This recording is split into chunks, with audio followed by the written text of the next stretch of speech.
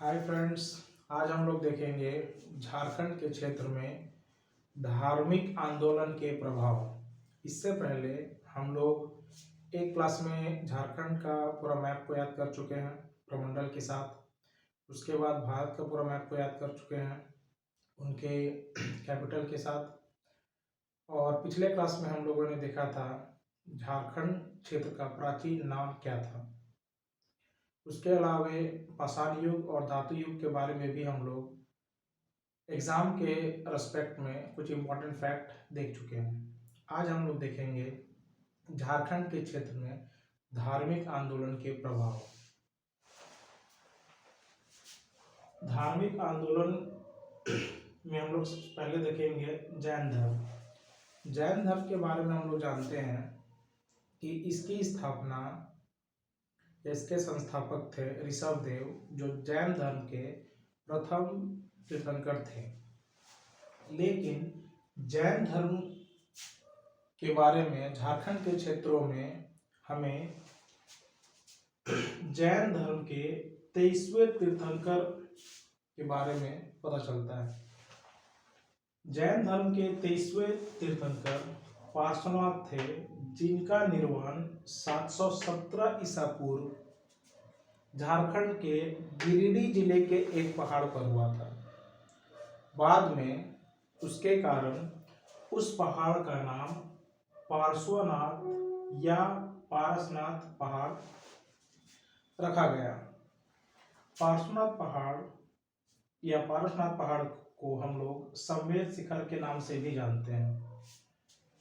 पार्श्वनाथ पहाड़ के बारे में अक्सर एग्जाम में एक क्वेश्चन आता है उसकी ऊंचाई को लेकर।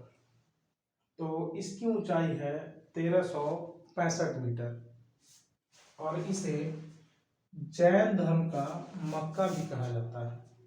ठीक है। जैन धर्म और उसकी सभ्यता और संस्कृति का केंद्र था छोटा नागपुर का मानभूम, जिसे आज का धनबाद कहा जाता है। ठीक है।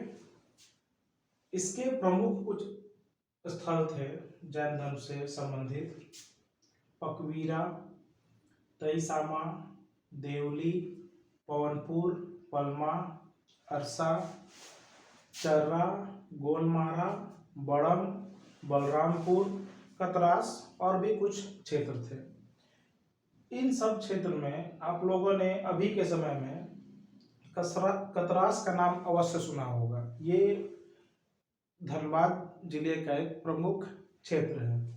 यहाँ से हमें जैन धर्म से संबंधित कुछ अवशेष प्राप्त हुए हैं।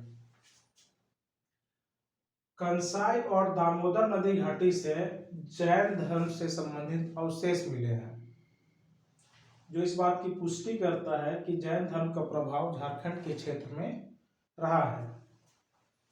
इसके अलावे पलामू के हनुमान गांव, जो कि सतबरवा के निकट है, जैन धर्म से संबंधित कुछ पूजा स्थल के अवशेष मिले हैं।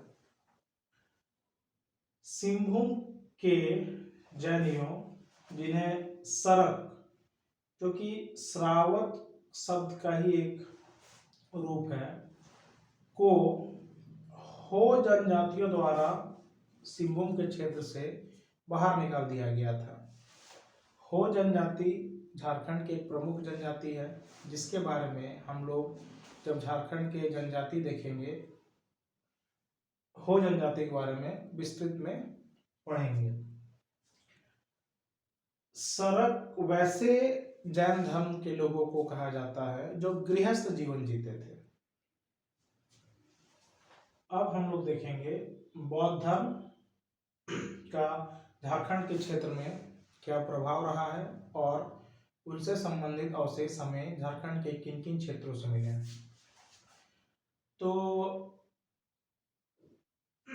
पहला जिसमें हम लोग देखते हैं, पलामू के एक मूर्तियां गांव है, वहां से एक सिंह शीर्ष प्राप्त हुआ है। और करवा ग्राम से बौद्ध स्तूप। इसके अलावे मानभूम, जो आज का धनबाद क्षेत्र है, के एक क्षेत्र से बौद्ध धर्म का एक महत्वपूर्ण केंद्र रहा है। मानभूम क्षेत्र जो आज का धनबाद है, बौद्ध धर्म का भी महत्वपूर्ण केंद्र रहा है। धनबाद के दियापुर, दालमी और बौद्धपुर से हमें बौद्ध स्मारक प्राप्त हुए हैं। इसमें एक बात याद रखने योग्य है कि बौद्धपुर का बुद्धेश्वर मंदिर एक उल्लेखनीय बिंदु है जो हम लोग याद रखेंगे, जो धनबाद जिले में मिलता है। हजारीबाग स्थित सूर्य कुंड, आप लोगों ने सूर्य कुंड के बारे में जरूर सुना होगा, जो हजारीबाग के बही क्षेत्र में है। वहां से भी बुद्ध की प्रस्तर मूर्तियां मिली हैं। हजारीबाग के सूर्य कुंड, क्योंकि बही के क्षेत्र के आसपास है, बुद्ध की प्रस्तर मूर्तियां मिली हैं। इसके अलावा खूंटी जिला जो पहले रांची जिला का हिस्सा था, बाद में 2007 में रांची जिला से इसको अलग कर दिया गया। खूंटी जिले के बेलवादा ग्राम में बौद्ध विहार के अवशेष मिले हैं। इसके अलावा जोन्हा जलप्रपात जो कि रांची जिला में है, आप लोगों ने अक्सर सुना होगा, city of falls, waterfalls Ranchi जिला को कहा जाता है, क्योंकि रांची जिले में काफी सारे जलप्रपात हैं। उनमें से प्रमुख एक जलप्रपात है जोन्हा जलप्रपात। वहां से भी बुद्ध की प्रतिमा मिली है। इसके अलावा जमशेदपुर के पटमुआ ग्राम से 2 बुद्ध की मूर्तियां मिली हैं। सरायकेला खरसावां जिले के ईचागढ़ से तारा देवी, इसको बौद्ध देवी कहा गया है, की मूर्ति मिली है, जिसे अब रांची संग्रहालय में रखा गया है। हमारा जो झारखंड का रांची संग्रहालय है, उसमें सरायकेला खरसावां जिले के ईचागढ़ से प्राप्त तारा, जिसे बौद्ध देवी कहते हैं, की मूर्तियां मिली है, जिसे रांची संग्रहालय में रखा गया है। इसके अलावा चतरा जिले के इटखोरी एक महत्वपूर्ण स्थल है, जहां पर हिंदू धर्म, बौद्ध धर्म और जैन धर्म, तीनों ही धर्म से संबंधित अवशेष मिले हैं। तो चतरा जिले के इटखोरी से कोटेश्वर स्तूप मिला है। इस स्तूप की खासियत क्या है कि इस स्तूप में बुद्ध की छोटी 631 मूर्तियां इस स्तूप में बनी हुई है। इस तरह, और इसके ऊपर एक इस तरह की आकृति बनी हुई है, जिसमें हमेशा जल भरा रहता है। ठीक है, ये थे कुछ प्रमुख बिंदु धार्मिक आंदोलन से संबंधित जो झारखंड क्षेत्र के बारे में है। इससे हम लोगों को कुछ महत्वपूर्ण तथ्य मिलते हैं, उनके बारे में हम जान लेते हैं। सिंहभूम के बेनू सागर से 7वीं सदी की जैन मूर्तियां प्राप्त हुई है। बेनू सागर सिंहभूम में एक स्थल है, वहां से 7वीं सदी की जैन मूर्तियां की प्राप्ति हुई है। चतरा जिले के इटखोरी, जिसके बारे में आप लोग पहले बताया, इटखोरी में भद्रकाली मंदिर, जैसा मैंने आप लोग कहा था कि इटखोरी स्थल जो है चतरा जिले का, यहाँ हिंदू, बौद्ध धर्म और जैन धर्म तीनों से संबंधित अवशेष मिले हैं। तो हिंदू से संबंधित ये जो भद्रकाली मंदिर है, उसी के निकट जैन धर्म के 10वें तीर्थंकर, जिनका नाम शीतल था, के चरण चिन्ह बरामद हुए हैं। ठीक है, इस बारे में थोड़ा सा आप लोगों को विस्तार से बतलाता हूँ। ये जो भद्रकाली मंदिर है इटखोरी, जो चतरा जिले में है, यहाँ पर एक शिवलिंग है। उस शिवलिंग में छोटे छोटे 1008 छोटे छोटे शिवलिंग बने हुए हैं। ठीक है।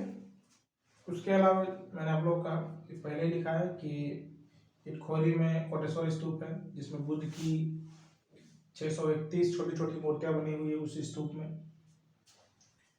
इसके अलावा हजारीबाग जिले के सीतागढ़ नामक स्थल से गौतम बुद्ध की 4 आकृतियों वाली स्तूप प्राप्त हुई है। कहाँ से प्राप्त हुई है?